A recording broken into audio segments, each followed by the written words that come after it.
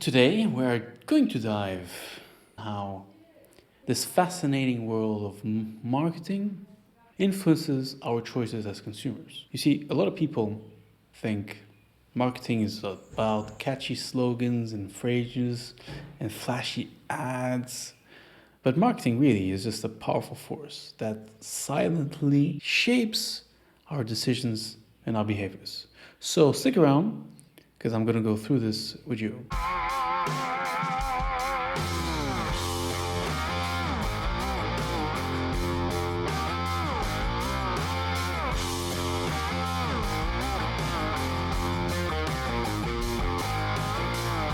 Welcome back. I hope you're doing well. My name is Fabio. So let's try to understand what really marketing is. Marketing really comes around with various ranges of activities and many aimed at creating awareness, generating any sort of interest, but it's ultimately to drive more sales to products and services that a company or a person provides. The way a lot of marketing happens is there is before a strategic involvement of market research, product development, where you have the pricing as well inside that product development, and then you pass it on to the promotion and to the distribution of the actual service or product. And marketing is not really limited to a lot of the traditional forms of advertising. With the rise of social media and the internet, it has extended it over to platforms like Facebook, Google Ads, YouTube, and places the product into their own audience. We can also see these product placements under movies or TV shows. Obviously, when you go to the movie, you have all these different types of ads, and also you have the trailers of other movies that are used as marketing as well. So marketing is an ever-present force that relates to our lives all the time. And now that we have a bit of better understanding of what marketing involves, perhaps we can see what tactics marketers use. And obviously this is probably basic and limited tactics because it seems that it's more developed, but this for sure impacts we as consumers and especially our choices. And so these are carefully crafted strategies that are designed to influence our own decision-making process and persuades us to choosing the product or the brand over another. And these tactics, they appeal to our desires, our emotions, and even our aspirations of being a better person, as an example, or better runner, or better swimmer, or better stockbroker, or better rock climber. It really depends on so many ways. And so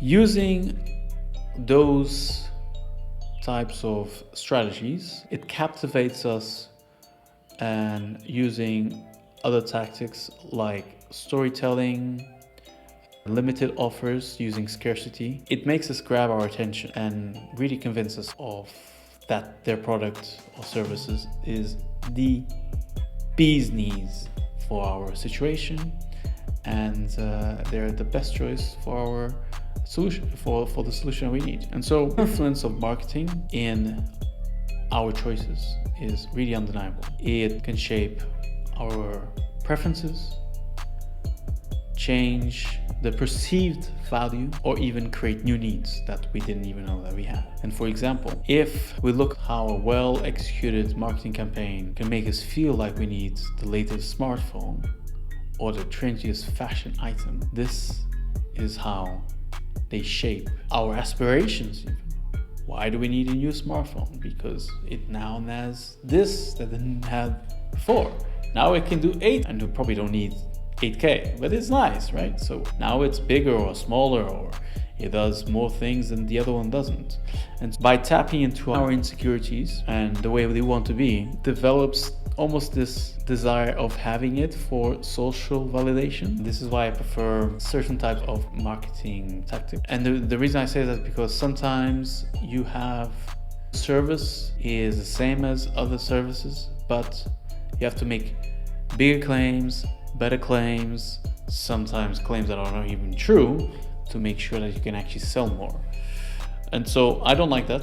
Either it provides real value and people see the real value, otherwise it's no point of making such a big claim just to get one or a few extra dozens of clients versus your competitors. But having said that, how can we get better informed and try to put aside all the different marketing tactics in our lives and protect ourselves in the end of the day, right?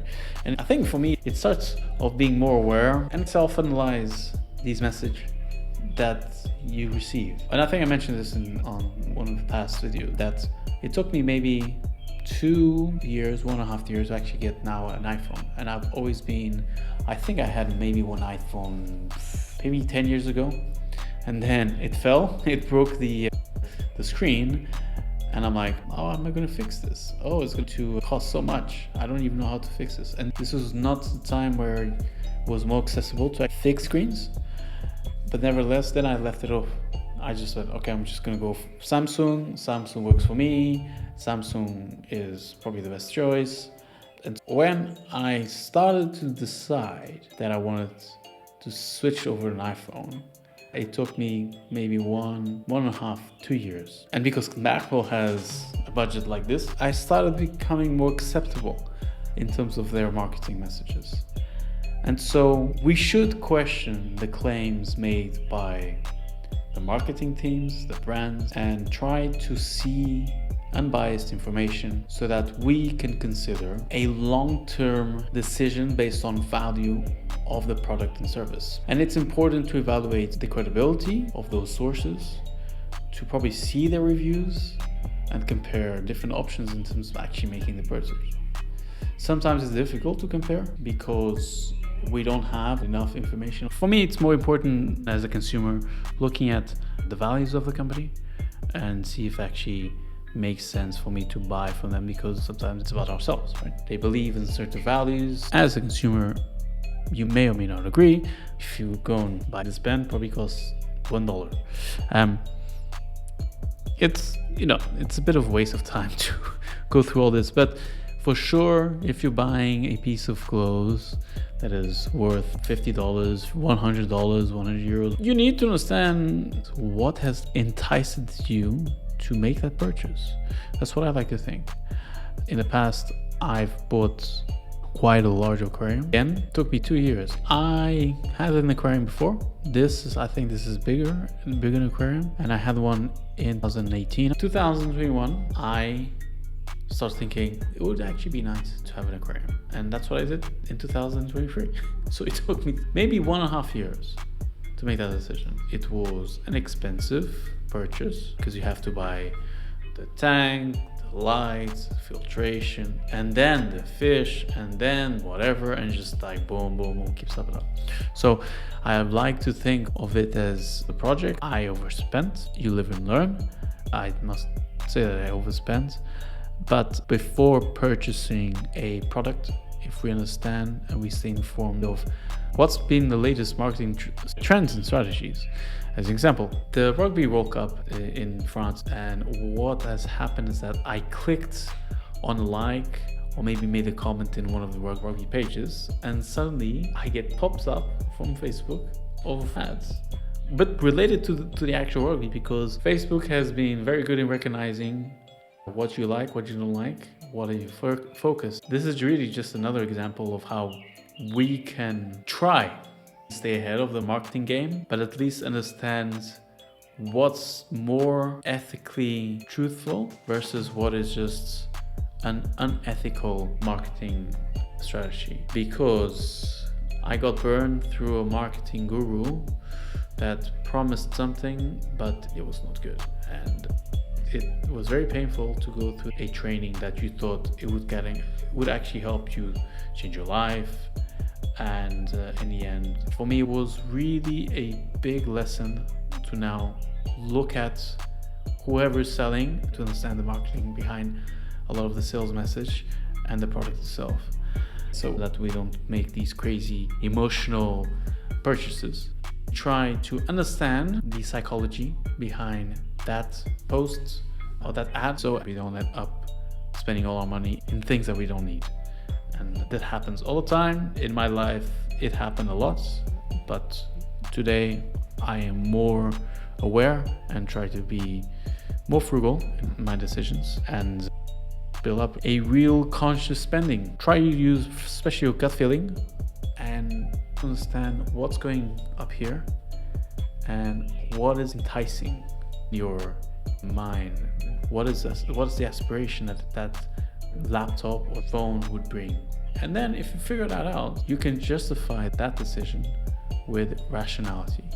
It's been documented so many ways, so that we first make an emotional attachment and then we justify it with logic. So I hope that was helpful. Marketing is not really my biggest strength, but you'll have to learn a lifetime of marketing to actually understand the human psychology. I hope this helps you have less influence, certainly, on your choices when you go and buy something. And so voila. Don't forget to subscribe, leave a comment below, and if you have any questions, I'll try to answer. If I don't answer, I'll research it and I'll answer it. Have a good one, and see you next video. Bye.